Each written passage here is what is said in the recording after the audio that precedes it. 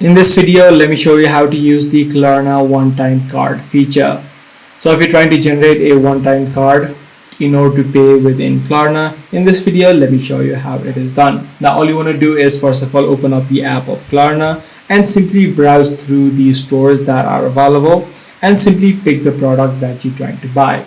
So within the product section, you'll be able to simply tap on pay with Klarna, and as soon as you do that, the app will generate a 16-digit, which is a temporary virtual Visa card that you can use at checkout just as a standard credit card. So either you're trying to pay online or if you're trying to pay within stores as well, this card will work as normal. Also, you should be able to see the option called the one-time card feature or the one-time card being displayed on the top. If this option is straight away not visible on the top, you'll need to follow the exact steps that I just showed you. So that's pretty much all there is to it. If this video was helpful to you, be sure to subscribe. I'm going to see you in the next one.